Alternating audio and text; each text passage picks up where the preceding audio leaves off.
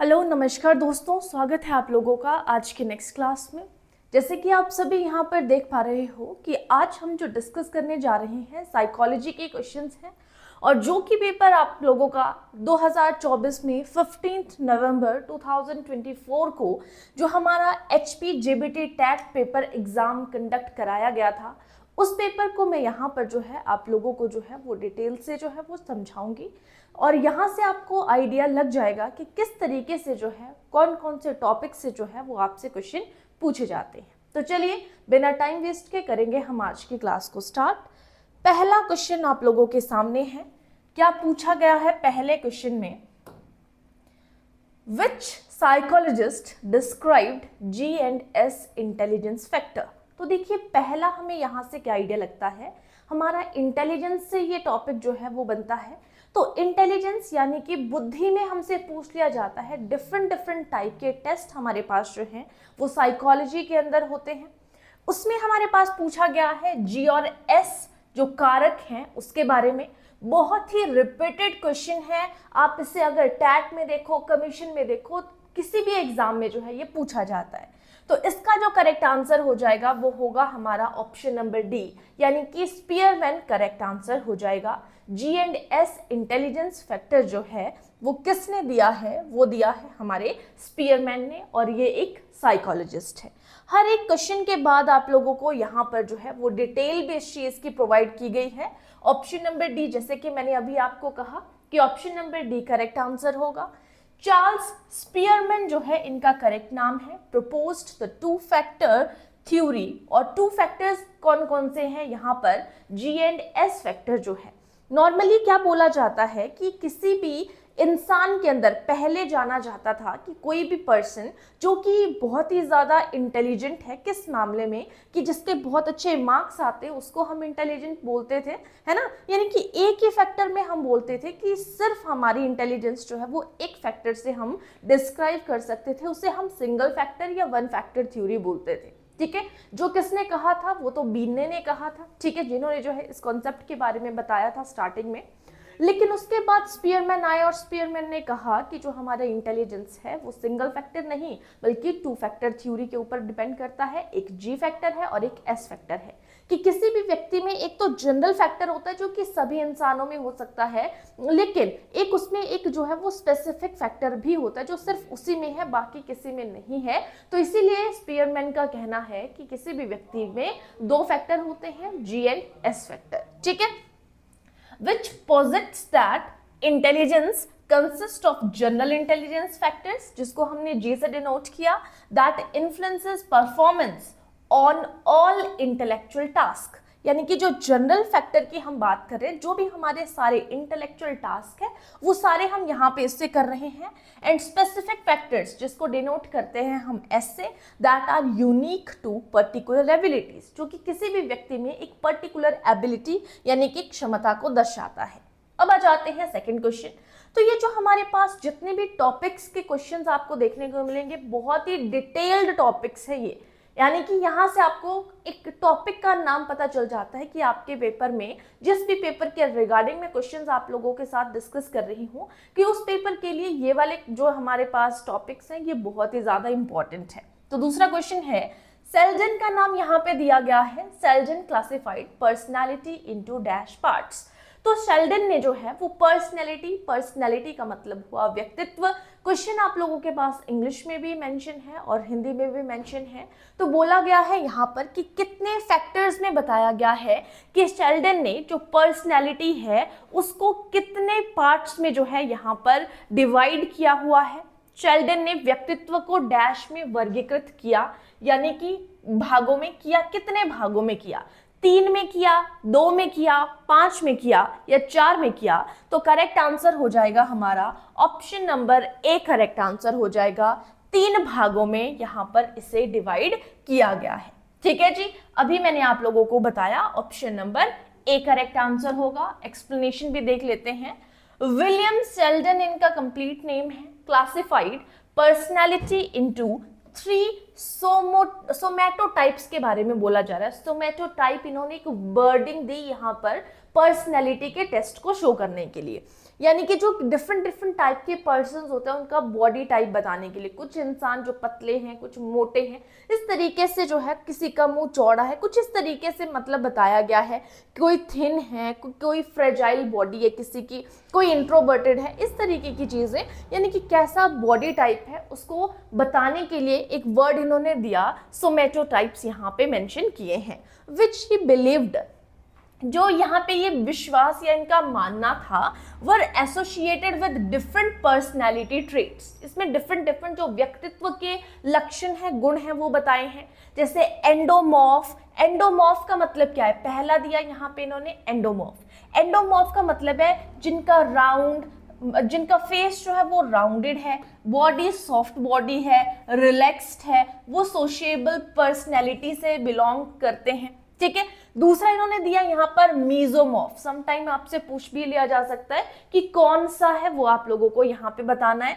तो सेकंड है mesomorph. Mesomorph का मतलब क्या है, ऐसे पर्सन जिनकी मूव जो मस्कुलर हैं, मतलब शरीर से रिलेटेड, मसल से रिलेटेड जो है एक्टिविटीज कर सकते हैं, जो एथलेटिक होते हैं, है ना, जो एनर्जेटिक होते हैं, ऐसे पर्सन, या असर्टिव हुए, ठीक है। तो उनको, ऐसे पर्सनैलिटी जिन लोगों की है उन्हें हम क्या कहेंगे, मीजोमॉर्फ कहेंगे। तो एक हमने एंडोमॉर्फ कहा, दूसरा हमने मीजोमॉर्फ कहा, और तीसरा है हमारे पास एक्टोमॉर्फ। और एक्टोमॉर्फ का मतलब है जिनकी पर्सनैलिटी कैसी है, थिन है, बॉडी कैसी है, फ्रेजाइल है, ये लोग सोशिएबल नहीं है। सोशिएबल को एंडोमॉर्फ कहा और इसको हमने एक्टोमॉर्फ कहा, जो कि क्या है, इंट्रोवर्टेड पर्सनैलिटी वाले हैं, इंटेलेक्चुअल पर्सनैलिटी जिनकी है, ठीक है। तो ये सारे हमारे पास यहाँ पे 3 के 3 टाइप बताए हैं, लेकिन यहाँ पर जो सेल्डन ने बॉडी टाइप्स के लिए वर्ड यूज किया है वो सोमेटो, याद रखना आपने, सोमेटो टाइप यूज किया है, ठीक है। क्योंकि ये सोमेटो टाइप भी पूछ लिया जा सकता है कि ऐसा कौन सा पर्सन है जिसने सोमेटो टाइप जो है वो बॉडी का जो स्ट्रक्चर है या बॉडी के टाइप्स है उसके लिए यूज किया है। तो वो शेल्डन ने किया है। कितने हैं, 3 है, एंडोमॉर्फ और मीजोमॉर्फ, और थर्ड है हमारा एक्टोमॉर्फ। अब चलेंगे नेक्स्ट, हमारा क्वेश्चन नंबर 3 क्या कहता है, देखते हैं। ये क्वेश्चन भी आपके आईक्यू से रिलेटेड क्वेश्चन है। एक सेम क्वेश्चन, सेम पेपर में ये क्वेश्चन पूछे गए हैं। आईक्यू का सेकंड क्वेश्चन हम देख रहे हैं। An average IQ of a person is, एक व्यक्ति का औसत आईक्यू है। एक व्यक्ति का औसत आईक्यू कितना होता है, 90 से 110 होता है, 130 से 150 के बीच में, 70 से 80 के बीच में, 50 से 60 के बीच में। तो एवरेज पूछा है, तो ये बहुत ही इंपॉर्टेंट क्वेश्चन है। ऑप्शन नंबर ए यहाँ पर करेक्ट आंसर हो जाएगा। 90 से 110 या 89 से 109 भी जो है वो समटाइम आपको ऑप्शन दिखती है, तो थोड़ा बहुत अगर 1-2 डिजिट का डिफरेंस है तो उससे कोई फर्क नहीं पड़ेगा, ठीक है। तो यहाँ पर क्या बोला है, ऑप्शन नंबर ए हमारा करेक्ट आंसर है। On standardised intelligence test 2 chart हम पढ़ते हैं। एक हम स्टैंडर्डाइज्ड टेस्ट देखते हैं जो कि बिने साइमन ने दिया है, और दूसरा टेस्ट हम यहाँ पर देखते हैं जो टर्मन ने दिया है, ठीक है। तो ये स्टैंडर्डाइज्ड इंटेलिजेंस टेस्ट के बारे में हम बात कर रहे हैं। Like the Wechsler scale an IQ score between 90 to 110 falls within the average range of intellectual ability. ये जो है वो किस चीज को बता रहा है, एवरेज रेंज को, यानी कि औसत दर को ये यहाँ पर बता रहा है। ओके, अब है हमारा क्वेश्चन नंबर 4। क्या कहा जा रहा है, knowledge of results will create dash impact on learning. यानी कि जब हम लर्निंग कर रहे हैं, यानी कि टॉपिक का नाम आ गया हमारे पास यहाँ पर लर्निंग। लर्निंग भी बहुत ज़्यादा बड़ा टॉपिक है, उसमें भी डिफरेंट डिफरेंट थ्योरीज हैं, लर्निंग का कॉन्सेप्ट है, ट्रांसफर ऑफ लर्निंग है, बहुत सी चीज़ें हैं, ठीक है। तो परिणामों का ज्ञान, जो भी हमें रिजल्ट निकल कर आ रहा है उसका ज्ञान डैश पैदा करेगा सीखने पर प्रभाव। कैसा सीखने पर प्रभाव, पॉजिटिव यानी कि सकारात्मक प्रभाव, नेगेटिव यानी कि नकारात्मक प्रभाव, परमानेंट हुआ यानी कि जो स्थायी है, या टेम्परेरी है, अस्थायी है। तो नॉलेज ऑफ रिजल्ट्स, किसी चीज का जब हमें नॉलेज होता है, जो परिणामों का ज्ञान है, डैश पैदा करेगा सीखने पर। कैसा प्रभाव जो है वो पैदा करेगा सीखने पर, या परिणाम का ज्ञान सीखने पर प्रभाव डालेगा, ऐसा बोल रहा है कि कैसा प्रभाव डालेगा। तो करेक्ट आंसर क्या हो जाएगा, ऑप्शन नंबर ए पॉजिटिव यानी कि इसे हम सकारात्मक भी कह सकते हैं और धनात्मक भी कह सकते हैं। आपके सामने यहाँ पर डिटेल भी है, आप इसे डिटेल भी देख सकते हो इस क्वेश्चन की। क्या कहा गया है?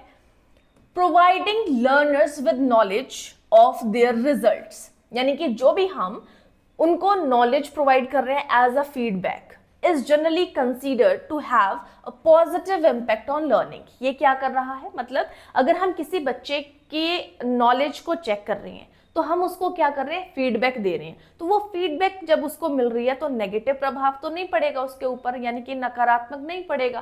कैसा पड़ेगा? पॉजिटिव इफेक्ट पड़ेगा, है ना। तो it helps them understand what they did correctly. इससे उनको इस चीज को देखने में, समझने में हेल्प हो जाती है कि उन्होंने क्या चीज जो है वो करेक्ट की है।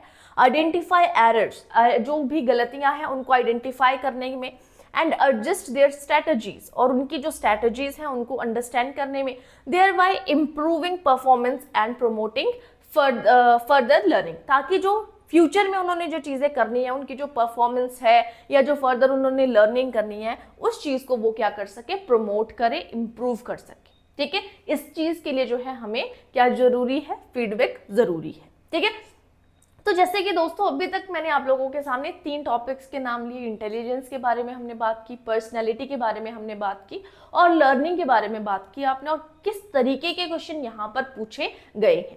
तो इस तरीके की चीज़ें अगर आप डिटेल से पढ़ना चाहते हो, ठीक है, तो आप लोगों के सामने एक नंबर यहाँ पर दिया हुआ है 7018186561। इस नंबर पर दोस्तों आप कॉल कर सकते हो और व्हाट्सएप पर मैसेज जो है वो भी कर सकते हो। इसके अलावा डिस्क्रिप्शन पे अभी आप लोगों को जो है वो एप्लीकेशन का लिंक दिया रहता है, वहां से भी आप कोर्स को परचेज कर सकते हो अगर आप इन सारी चीज़ों को हमारे साथ में जो है वो डिटेल से देखना चाहते हैं। तो जो भी इंटरेस्टेड स्टूडेंट है वो इस नंबर पर कॉल कर सकता है और व्हाट्सएप कर सकता है। ठीक है, उसके अलावा यहाँ पे मैं आप लोगों को एक और चीज़ बता दूं कि आप लोगों को क्या क्या फैसिलिटीज़ जो हैं, क्या क्या चीज़ें यहाँ पे प्रोवाइड कराई जाती हैं। आप लोगों को लाइव क्लासेस प्रोवाइड कराई जाएंगी। लाइव क्लासेस अगर आप अटेंड नहीं कर पाते हैं तो आप लोगों को रिकॉर्डेड भी प्रोवाइड कराई जाएंगी, और पीडीएफ भी आप लोगों को क्लास के बाद में नोट्स के लिए जो है वो प्रोवाइड कराई जाती हैं। मॉक टेस्ट आप लोगों को प्रोवाइड कराए जाते हैं। अगर मैं इन सारी चीज़ों की कंप्लीट कोर्स की फीस के बारे में बात करूँ तो कोर्स की फीस आप लोगों के पास बहुत ही मिनिमम रहने वाली है। कंप्लीट कोर्स की फीस हमारे पास रहेगी 3000 रुपीज़ है, और ये आपको मंथ टू मंथ पे नहीं करना है, सिर्फ वन टाइम आप लोगों को पे करना है जिस टाइम पे आप लोग कोर्स को परचेज कर रहे हैं। ठीक है, उसके बाद जब तक कि आप लोगों का जो एग्जाम नहीं आ जाता है तब तक की फीस रहेगी आपकी कंप्लीट 3000 रुपीज़। ठीक है, बाकी इस नंबर पर इंटरेस्टेड स्टूडेंट जो है वो व्हाट्सएप या कॉल कर सकते हैं। चलिए अब चलते हैं हम नेक्स्ट क्वेश्चन की तरफ। क्या कहा गया है नेक्स्ट क्वेश्चन में? यहाँ पे ग्लैंड से रिलेटेड क्वेश्चन पूछा गया है। एंडोक्राइन ग्लैंड सीक्रेट्स, यानी कि हमारे पास एक होती है एंडोक्राइन ग्लैंड्स में आती है जिन्हें अंतःस्रावी ग्रंथियां कहते हैं। तो अंतःस्रावी ग्रंथियां सिक्रेट करती हैं, स्त्राव करती हैं किस चीज का? ब्लड का, यानी कि खून का, आरएनए का, राइबोन्यूक्लिक एसिड का, हार्मोन्स का और डीएनए का। तो क्वेश्चन नंबर 5 का हमारे पास जो है वो, इन्हें हिंदी में अंतःस्रावी ग्रंथियां तो बोला, और इनको नलिका विहीन ग्रंथियां भी बोला जाता है। ये भी आप लोगों ने याद रखना है। ठीक है, नलिका विहीन ग्रंथियां जो है यहाँ पर नाम आपसे पूछा जाता है, तो ये चीज आपने ध्यान रखना। नलिका विहीन ग्रंथियां जो है वो स्त्रावित करती हैं किस चीज को? तो ऑप्शन नंबर सी हमारे पास करेक्ट आंसर हो जाएगा, हार्मोन्स सिक्रेट करती हैं। ठीक है, तो एंडोक्राइन ग्लैंड्स आर, ये कैसी, समटाइम ये भी पूछा जाता है कि कैसी ग्लैंड्स है, तो ये डक्टलेस ग्लैंड है दैट सिक्रेट केमिकल मैसेंजर्स, जो केमिकल वो सिक्रेट करती हैं उनको हमने क्या कहा? Hormones, directly into the blood stream, blood pipe में, ब्लड स्ट्रीम में जो है वो डायरेक्टली सिक्रेट करती हैं। These hormones travels to target cells and organs regulating various bodily functions। जो डिफरेंट हमारे बॉडी के फंक्शंस हैं उनको अच्छे से रेगुलेट करने के लिए जो है ये हार्मोन्स जो है वो ट्रैवल करते हैं। ये आपने याद रखना है, उन चीज़ों को टारगेट करने के लिए होते हैं। नेक्स्ट क्वेश्चन है कॉज एंड इफेक्ट। ये भी लर्निंग से ही रिलेटेड हमारे पास जो है वो टॉपिक आता है।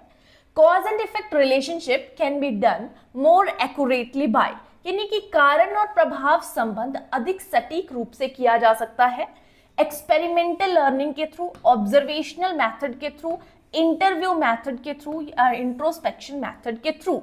जो हमारा कारण और प्रभाव है, कॉज एंड इफेक्ट रिलेशनशिप है, वो किसके थ्रू जो है वो एक्यूरेटली किया जा सकता है। इस तरीके से आपके पास क्वेश्चन पूछा है तो किसी चीज के पीछे क्या रीजन है, क्या कारण है, उस चीज को बोला गया है यहाँ पे। तो करेक्ट आंसर हो जाएगा हमारा ऑप्शन नंबर ए, एक्सपेरिमेंटल मेथड हमारा जो है वो करेक्ट आंसर हो जाएगा। ठीक है, option number A correct answer बन जाएगा यहाँ पे। द एक्सपेरिमेंटल मैथड, एक्सप्लेनेशन भी आप यहाँ पर देख पा रहे हो, is considered the most accurate research method. ये जो खोज मैथड जो है ये मोस्ट एक्यूरेट दिया है कि किसी चीज के बारे में हम कह रहे हैं तो उसके पीछे का कारण क्या है। जैसे हम कह रहे हैं कि कपड़े धूप में सूख जाते हैं, उसके पीछे का कारण क्या है, रीजन क्या है, वो हमारे पास आ जाता है cause and effect. For establishing a cause and effect relationship, this is because it allows researchers to manipulate the independent variable while controlling extraneous variables, thereby isolating the effects of the independent variable on the dependent variable। जो भी independent variable है, जो किसी ना किसी के ऊपर भी जो है वो डिपेंड नहीं करते हैं, तो ये आइसोलेट कर रहे होते हैं उस चीज के प्रभाव को। किसके ऊपर? डिपेंडेंट वेरिएबल में। सिंपल सी चीज इतना याद रखना कि कौन सी चीज जो है वो कथन और कारण के लिए जो है वो रिस्पॉन्सिबल है, कौन सी चीज बेस्ट है, तो एक्सपेरिमेंटल मेथड हमारे पास करेक्ट हो जाएगा। नेक्स्ट क्वेश्चन है, a child writing down his own thoughts is an example. एक बच्चा अपने विचारों को लिखता है, जिसका एक उदाहरण है थिंकिंग उसे बोलेंगे यानी कि चिंतन बोलेंगे, रिफ्लेक्टिव जनरल उसे बोलेंगे, इंसाइट बोलेंगे या सेल्फ रिकॉग्निशन बोलेंगे। तो एक बच्चा अपने थॉट्स को लिखता है, उसे क्या कहेंगे? बालक द्वारा स्वयं के विचारों को लिखना एक एग्जाम्पल है किस चीज का? तो जब वो अपने विचारों को लिख रहा है तो वो रिफ्लेक्ट कर रहा है यहाँ पर जनरल्स को, है ना। Option number B correct answer हो जाएगा यहाँ पर। ठीक है, जब कोई अपने विचारों को लिखता है तो वो रिफ्लेक्ट कर रहा है। यहाँ पे आपके पास हर एक क्वेश्चन की आप लोगों के पास जो है वो एक्सप्लेनेशन जो है वो दी गई है। ठीक है, अगर मैं हिंदी में कहूँ तो इसे परावर्तक पत्रिका कहेंगे। ये जो आपके पास रिफ्लेक्टिव है ना, रिफ्लेक्टिव होती है परावर्तन किसी चीज का होना, तो परावर्तक पत्रिका कहेंगे हम इसे। A child writing down their own thoughts is a form of metacognition. Metacognition की फॉर्म में अगर वो अपने थॉट्स को लिख रहा है, एंड सेल्फ एक्सप्रेशन, खुद को एक्सप्रेस कर रहा है, often captured in the practice of keeping reflective journals. तो ये जो है वो किस चीज को बता रहा है? रिफ्लेक्टिव जर्नल्स को बता रहा है। इसके अलावा अगर आप लोगों को डिटेल देखनी है, हर एक क्वेश्चन की डिटेल आप लोगों को जो है वो एक्सप्लेनेशन यहाँ पे बताई गई है। चलिए चलते हैं नेक्स्ट क्वेश्चन की तरफ। Question number 8, when does development starts from? विकास कब से शुरू होता है? डेवलपमेंट का टॉपिक भी जो है वो मोस्ट इंपॉर्टेंट है। ग्रोथ एंड डेवलपमेंट हमारे पास आता है, तो बर्थ से शुरू होता है, चाइल्डहुड से शुरू होता है, कंसेप्शन से शुरू होता है या एडोलेसेंस से शुरू होता है। कंसेप्शन का मतलब क्या हुआ कि जब बच्चा जो है अपने माँ के पेट में है, यानी कि गर्भाधान की बात कर रहे हैं। तो डेवलपमेंट कब से स्टार्ट होती है? बूम टू टूम बोलते हैं ना हम, कि डेवलपमेंट चलती है। बूम मतलब गर्भ से लेकर, टूम मतलब कब्र तक होता है विकास। तो करेक्ट आंसर हो जाएगा option number C correct answer है। इसके अलावा अगर आप लोगों को कोई भी डिटेल देखनी है, आप यहाँ से जो है वो देख सकते हो। तो option number C correct answer यहाँ पर बन जाएगा। अब है हमारे पास क्वेश्चन नंबर 9, पैवलो। आपको समटाइम पैवलो दिया होगा, समटाइम आपके पास यहाँ पर पैवलव दिया होता है। ठीक है, पैवलव इनका नेम है पूरा, इवान पैवलव नाम है वैसे। तो पैवलव ने एक्सपेरिमेंट किया किस चीज के ऊपर? कैट के ऊपर, डॉग के ऊपर, पिजन के ऊपर, रैट के ऊपर। तो इन्होंने डॉग के ऊपर किया, जिसका के नाम क्या था? बेक नाम का एक डॉग था। उसके ऊपर उसके सलाइवा को टेस्ट करने के लिए, उसके लार को देखने के लिए कि वो कितनी लार कब खाने के ऊपर जनरेट कर रहा है या किसी और चीज के ऊपर, या कोई और साउंड उसको जो है मिल रहा है उसके ऊपर। तो यहाँ पे एक्स्ट्रा इंफॉर्मेशन जो भी आपको देखनी है आप यहाँ से देख सकते हो। तो इन्होंने डॉग के ऊपर किया था, जो स्किनर है उन्होंने जो है वो रैट के ऊपर और पिजन के ऊपर एक्सपेरिमेंट किया था। अब आ जाते हैं नेक्स्ट क्वेश्चन के ऊपर। Who gave social learning theory. बहुत ही इंपॉर्टेंट थ्योरी रहती है हमारे पास सोशल लर्निंग थ्योरी। सामाजिक अधिगम का सिद्धांत जो है या सामाजिक शिक्षण सिद्धांत किसने दिया है? थॉर्नडाइक ने, बंडूरा ने, कोहलर ने, स्किनर ने।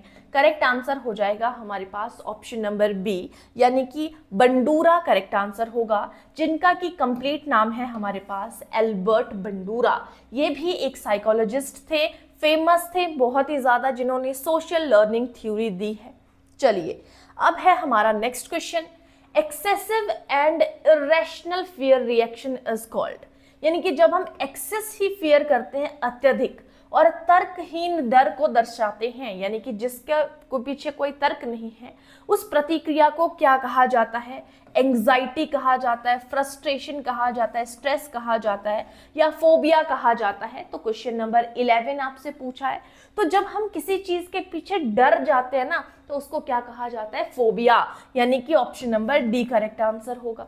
कि डिफरेंट डिफरेंट टाइप के है। कोई पर्सन ऐसा जिसको सामने लोगों के साथ बात करने में डर लगता है, कई पर्सन ऐसे होते हैं जिनको जो है वो बहुत ही संकरी जगह है वहाँ पे आने जाने से डर लगता है, किसी को कुत्तों से डर लग रहा है। बहुत से डिफरेंट डिफरेंट चीजें होती हैं जो कि क्या होते हैं, किसी न किसी चीज के पीछे कोई ना कोई डर छुपा होता है। ठीक है, तो यहाँ पे an excessive, irrational and persistent fear of a specific object और सिचुएशन, यानी कि कोई एक पर्टिकुलर हमारे पास कोई चीज है, कोई सिचुएशन है, इज डिफाइंड एज फोबिया। उसको हम क्या कहेंगे? Phobia.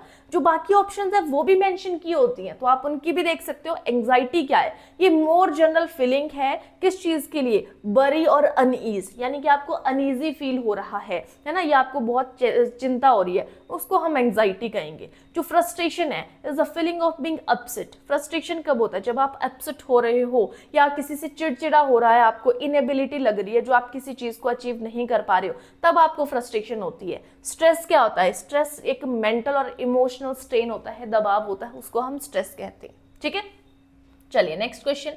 Readiness, exercise and effect are the laws of dash, यानी कि ये किस चीज के लॉज हैं? लॉ ऑफ रेडीनेस हो गया, लॉ ऑफ इफेक्ट हो गया, एंड लॉ ऑफ आपके पास एक्सरसाइज हो गया। तत्परता, व्यायाम, व्यायाम को अभ्यास भी कहा जाता है, और प्रभाव डैश के नियम हैं। तो ये किसके नियम हैं? करेक्ट आंसर हो जाएगा ये लर्निंग के नियम हैं, जो कि किसने दिए हैं? थॉर्नडाइक ने दिए हैं। इतनी चीज आप लोगों ने यहाँ पे याद रखनी है। किसने दी है? एडवर्ड ली थॉर्नडाइक ने दिए हैं लर्निंग के 3 लॉज। ठीक है, यहाँ पे आपको सारी चीज बताई है कि 3 लॉ कौन कौन से हैं, दिए किसने हैं, इंस्ट्रूमेंटल कंडीशनिंग के बारे में भी बताया है। ठीक है, अब आ जाते हैं नेक्स्ट क्वेश्चन के ऊपर। ये क्वेश्चन भी जो है एक थ्योरी से रिलेटेड है। Which need has been placed at the top of hierarchy theory of Maslow. Maslow ने इस तरीके से आपके पास जो है वो एक थ्योरी दी है, जिसमें उसने जो है वो 5 हमारे पास लेवल दिए हैं, 1st, 2nd, 3rd, 4th and 5th। तो इसमें बोला है कि सबसे शीर्ष पर किसको रखा है? फिजियोलॉजिकल यानी कि शारीरिक आवश्यकताओं को, लव यानी कि प्यार को, सेल्फ एस्टीम यानी कि आत्मसम्मान को, और सेल्फ एक्चुअलाइजेशन यानी कि आत्मसिद्धि को। तो सबसे टॉप पर किसको रखा है? आत्मसिद्धि भी बोल सकते हो या आत्मबोध भी बोल सकते हो। 5% लोग हैं जो यहाँ तक पहुंच पाते हैं। तो option number D correct answer हो जाएगा हमारा यहाँ पर। आत्मबोध हमारा, सेल्फ एक्चुअलाइजेशन जो है वो सबसे टॉप पे है, और फिजियोलॉजिकल नीड हमारी सबसे एंड पे यानी कि सबसे लोअर लेवल पे रहती है। ठीक है, तो यहाँ पे आप लोगों के पास एक्सप्लेनेशन भी है, आप यहाँ से इस चीज को भी देख सकते हो कि मैस्लो की टॉप मोस्ट की अगर हम बात करें तो हमारा सेल्फ एक्चुअलाइजेशन जो है वो सबसे टॉप पे आ जाता है, और फिजियोलॉजिकल जो है वो सबसे डाउन में रहता है। अब आ जाते हैं नेक्स्ट क्वेश्चन पे। अगर हमारे पास कोई प्रीवियस लर्न्ड मटेरियल है जो हमने पहले सीखा है, क्रिएट ऑब्स्ट्रक्शन, अगर वो बहुत ही क्या कर रहा है, वहां पे ऑब्स्ट्रक्शन क्रिएट कर रहा है, नई चीजों को सीखने में बाधा क्रिएट कर रहा है, दिस विल बी नोज नेज, उसको क्या कहेंगे? Dash transfer of learning. इसी के बारे में मैंने आपको कहा था। तो उसको किस तरीके की ट्रांसफर ऑफ लर्निंग यानी कि अधिगम का स्थानांतरण कहेंगे। बोला जाता है कि अधिगम का स्थानांतरण किया जा सकता है। तो जब वो बाधा उत्पन्न करता है उस चीज को समझने में, जैसे कि मैंने ये चीज जो है मैं क्लास के अंदर एग्जाम्पल लेती हूँ कि अगर आप आपने सीखी है इंडिया में गाड़ी चलाना और आपको दुबई में गाड़ी चलाने के लिए अगर बोला जा रहा है तो वो चीज़ क्या करेगी, वहाँ पे ऑब्स्ट्रक्शन क्रिएट करेगी। तो उसको क्या कहा जाता है, पॉजिटिव कहा जाता है, नेगेटिव या जीरो या नन ऑफ दीज। तो कौन सा हो जाएगा यहाँ पर करेक्ट आंसर, तो वो हो जाएगा नेगेटिव। जैसे कि अगर किसी ने साइकिल चलाना सीखा है और वही पर्सन अगर स्कूटी चला रहा है तो पॉजिटिव हो जाएगी, लेकिन अगर आपने कोई चीज़ पहले सीखी है, नई चीज़ को सीखने में अगर वो ऑब्स्ट्रक्शन क्रिएट करती है तो नेगेटिव। और तीसरी चीज़ आती है, अगर कोई इम्पैक्ट ही नहीं पड़ता है तो उसको क्या कहा जाता है, इम्पैक्ट ना पड़ने पर उसको जीरो कहा जाता है। चलिए अब है हमारा next question, option number B correct answer हो गया यहाँ पे। अब है हमारा क्वेश्चन नंबर 15। क्या कहा गया है क्वेश्चन नंबर 15 में, operant conditioning is associated to which psychologist. Operant conditioning किस मनोवैज्ञानिक से संबंधित है, तो करेक्ट आंसर हो जाएगा यहाँ पर operant conditioning, option number C Skinner correct answer हो जाएगा। ठीक है, तो option number C correct answer है।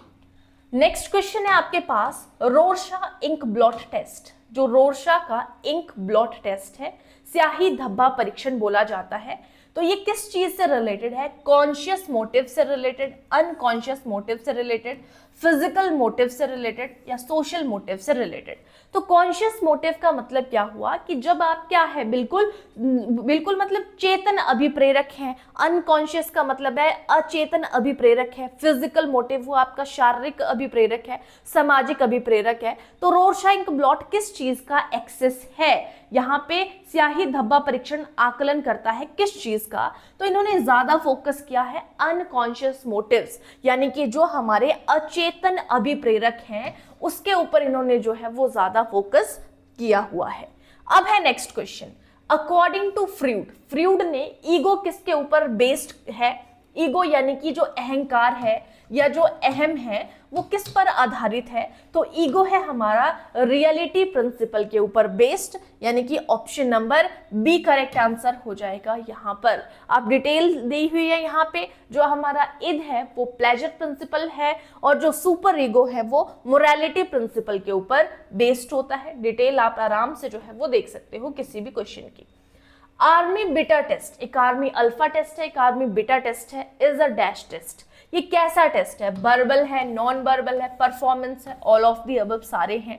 तो क्वेश्चन नंबर 18 का क्वेश्चन पूछा है, तो यहाँ पे क्या हो जाएगा, ये एक नॉन वर्बल है। यहीं पर अगर हम आर्मी अल्फा के बारे में बात करते तो आर्मी अल्फा टेस्ट हमारा जो है वो वर्बल होता, लेकिन वहीं पर अगर आपके पास आर्मी बीटा टेस्ट बोला हुआ है तो ये एक नॉन वर्बल यानी कि अमौखिक टेस्ट हमारे पास होता है। ठीक है, यहाँ पे आपको दिया हुआ है सारी explanation, option number B correct answer हो जाएगा। नॉन वर्बल के बारे में बताया हुआ है सारा।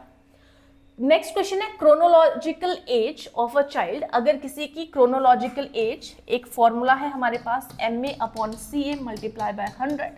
अगर किसी की जो क्रोनोलॉजिकल एज है, क्रोनोलॉजिकल का मतलब है वास्तविक यानी कि रियल एज, किसी की रियल एज 16 है and his mental as is 12 years, तो हमें उसका IQ कैलकुलेट करना है। ये यहाँ पे पूछा गया है कि उसका IQ क्या होगा, तो यहाँ पे हम इस चीज़ को जो है वो कैलकुलेट करेंगे। जैसे 2 8 = 16 है, 2 5 = 10 हो गया, 0 आ गया हमारे पास यहाँ पे, 2 4 = यहाँ पे 8 हो गया और यहाँ पे 25 आ जाएगा, यहाँ पे 4 1 = 4, 4 3 हो जाएगा और 25 को 3 से जब हम मल्टीप्लाई करेंगे तो यहाँ पे 75 हमारा option number C correct answer हो जाएगा 19 का।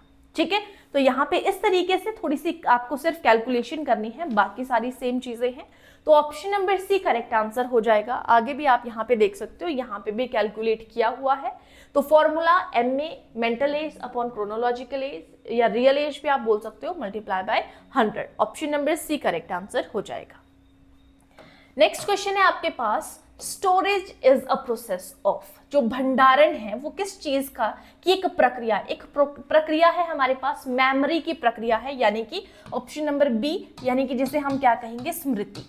तो इसमें हम किसी भी इंफॉर्मेशन को क्या करते हैं, सबसे पहले एनकोडिंग करते हैं, एक कोड बनाते हैं हम अपने माइंड में, फिर उसको अपने माइंड में स्टोर करके रखते हैं, फिर उसको रिट्राइवल पे लाते हैं, यानी कि जब हमें उस चीज़ की ज़रूरत है तब हम उसका जो है वो इस्तेमाल करते हैं, उसको अपने दिमाग से जो है वो बाहर निकालते हैं। तो option number B correct answer हो जाएगा। ठीक है, चलिए नेक्स्ट है growth is related to.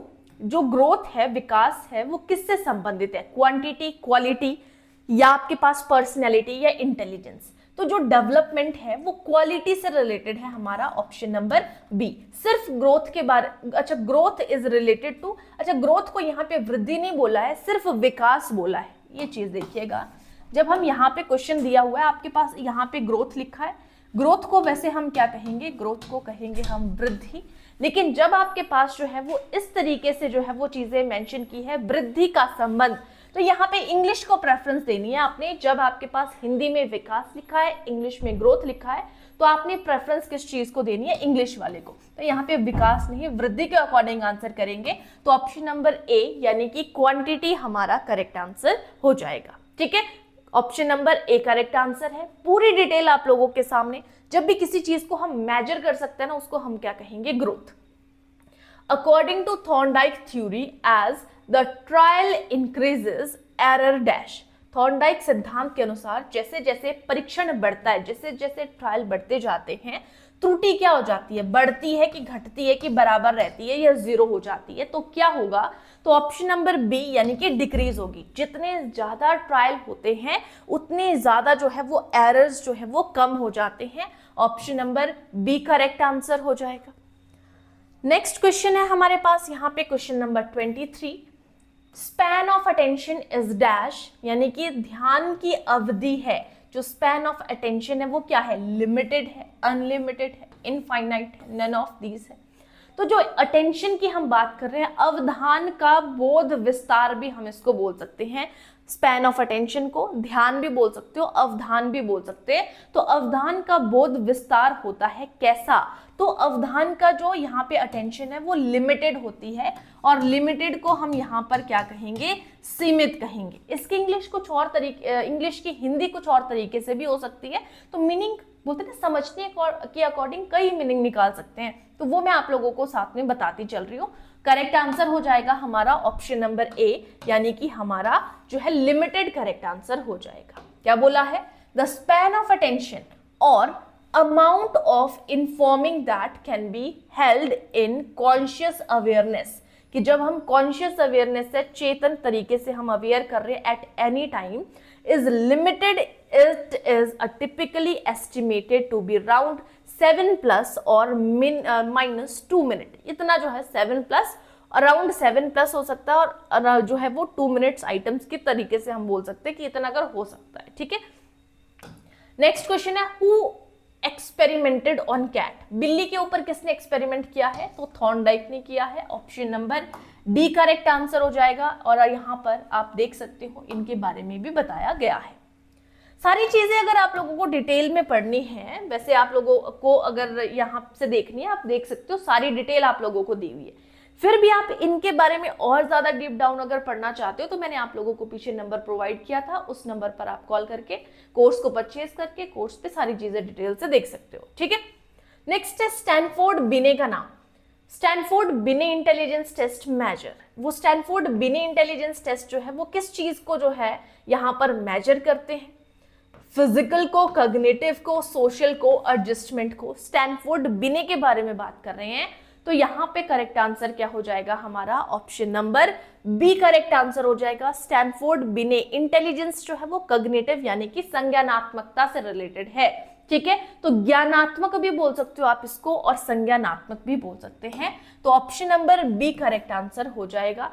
Stanford Binet Intelligence Test is a standardized test designed to measure cognitive abilities को डिजाइन करने के लिए and intellectual functioning को including reasoning, knowledge, quantitative reasoning, visual spatial processing and working memories, इन सारी चीजों के लिए इसको डिजाइन किया गया है। नेक्स्ट क्वेश्चन पे चलते हैं। नेक्स्ट क्वेश्चन है hunger, thirst and oxygen dash type of motives are. जो भूख है, प्यास है, ऑक्सीजन है, डैश उद्देश्य के प्रकार हैं। फिजियोलॉजिकल यानी कि शारीरिक है, बायोलॉजिकल यानी कि जैविक है, सोशल है, इमोशनल है। तो ये किस टाइप के हमारे पास जो है वो कारक हैं? तो ये हमारे पास जो है भूख, प्यास और ऑक्सीजन जो है आपसे टाइप ऑफ मोटिव्स पूछा कि मोटिव्स किस टाइप के हैं, तो करेक्ट आंसर हमारे पास यहाँ पे बायोलॉजिकल हो जाएगा। Option number B correct answer हो जाएगा। ये हमारे पास फंडामेंटल बायोलॉजिकल मोटिव्स हैं। They are physiological drive that are essential for survival and are innate rather than learning। ये बताया गया है यहाँ पे। ये हंगर, थर्स्ट और नीड जो है वो ऑक्सीजन सारे फंडामेंटल बायोलॉजिकल मोटिव्स हैं और ये फिजियोलॉजिकल ड्राइव्स हैं। इतना आपने याद रखना, चालक अगर पूछा होता तो फिजियोलॉजिकल है। नेक्स्ट क्वेश्चन, कैरल गिलिगन का नाम आता है associated with principle of. Carol Gilligan के सिद्धांत से जुड़े, किस चीज से सिद्धांत से? कैरेक्टर डेवलपमेंट, चारित्रिक विकास से संबंधित, सोशल डेवलपमेंट, सामाजिक विकास से रिलेटेड, फिजिकल डेवलपमेंट, समाज जो शारीरिक डेवलपमेंट से रिलेटेड, या मॉरल डेवलपमेंट से रिलेटेड। तो कैरल गिलिगन एक स्टूडेंट रहे हैं हमारे पास किसी साइकोलॉजिस्ट के, तो करेक्ट आंसर हो जाएगा ये मॉरल डेवलपमेंट से रिलेटेड है। तो मॉरल डेवलपमेंट के बारे में हम जब डिटेल से पढ़ते हैं तो वहां पे इनके बारे में भी हम पढ़ेंगे, ठीक है। यहाँ पे आप देखना चाहो वैसे तो देख सकते हो, डिटेल आप लोगों के सामने है। मैं ही आप लोगों को थोड़ा सा इसके बारे में बता दूं। क्या बोला है? Carol Gilligan is best known for his work and moral development के ऊपर इन्होंने थोड़ा सा काम किया है। पर्टिकुलरली हर क्रिटिक, इन्होंने जो है वो थोड़ा सा जो कोहलबर्ग की थ्योरी दी थी ना मॉरल डेवलपमेंट, उसकी आलोचना की थी कैरल गिलिगन ने कि इन्होंने जो है वो यहाँ पे लेडीज के पर्सपेक्टिव को इग्नोर किया है। She proposed that there are gender differences in moral reasoning. इन्होंने जेंडर डिफरेंस किया है, इतनी चीज आपने याद रखनी है, ठीक है। नेक्स्ट क्वेश्चन है, which period of life is called childhood? जीवन के किस अवधि को बचपन कहा जाता है? जन्म से 12 साल, या 2 से 12 साल, 12 से 18 साल, या 0 से 2 साल। तो किसको जो है वो यहाँ पे बाल्यकाल जीवन के काल कहा जाता है? तो करेक्ट आंसर हो जाएगा जो हमारा 2 से 12 साल का बीच का पीरियड है उसको क्या कहा जाता है? बाल्यकाल या बचपन कहा जाता है। Option number B correct answer यहाँ पर हो जाएगा। नेक्स्ट क्वेश्चन है हमारा second last question, STM stands for. STM का अर्थ क्या है? Short term memory, sensory term memory, schema term memory, या स्टेबल टर्म मेमोरी। तो STM का फुल फॉर्म क्या है? STM है हमारे पास शॉर्ट टर्म मेमोरी, ठीक है। तो in the study of memory, जब हम मेमोरी के बारे में यानी कि स्मृति के बारे में पढ़ते हैं तो STM क्या है हमारे पास? एब्रिविएशन है शॉर्ट टर्म मेमोरी की। यहां से भी क्वेश्चन बनता है कि शॉर्ट टर्म मेमोरी का स्पैन कितना होता है। सारी चीजें हम जो है वो डिटेल से देखेंगे, ठीक है।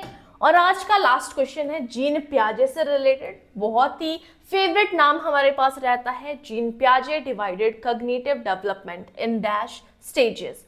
जो जीन पियाजे हैं इन्होंने कॉग्निटिव डेवलपमेंट यानी कि संज्ञानात्मक विकास को विभाजित किया है। तो कितने चरणों में विभाजित किया है? ऑप्शन हो जाएगा हमारे पास यहाँ पे बी, 4 स्टेजेस में, sensory motor stage, pre operational stage, concrete operational stage और फॉर्मल ऑपरेशनल स्टेज। तो 4 स्टेजेस हमारे पास यहाँ पे रहती है। Option number B correct answer है, ठीक है।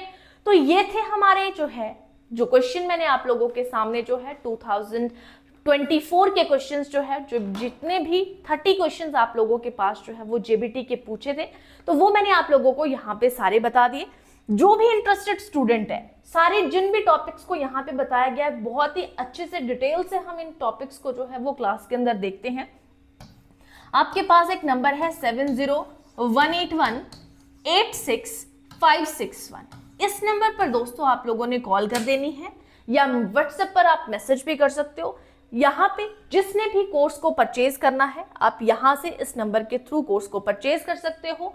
कोर्स की फीस मैंने आप लोगों को स्टार्टिंग में भी बता दी थी, एक बार जो है यहाँ पे मैं आप लोगों को बता दूं। कोर्स की फीस आप लोगों के पास जो है वो 3000 रुपीज रहेगी वन टाइम। इसमें आप लोगों को लाइव क्लासेस भी मिलेंगी, रिकॉर्डेड क्लासेस भी मिलेंगी जो लाइव रहेंगी। अगर आप उनको अटेंड नहीं कर पाते हैं, PDF आप लोगों को यहाँ पे प्रोवाइड कराई जाएंगी हर लेक्चर के बाद में, और उसके अलावा मॉक टेस्ट आप लोगों को यहाँ पे मिलने वाले हैं, ठीक है। बाकी जो भी आप लोगों को पूछना है इस नंबर पर पूछ सकते हैं। तो आज के लिए इतना ही। बाकी इसी तरीके से आप लोगों के पास जो है वो नेक्स्ट जो है वो मॉक्स में आप लोगों के पास जो है लेके आऊंगी। तो आज के लिए इतना ही। Thank you.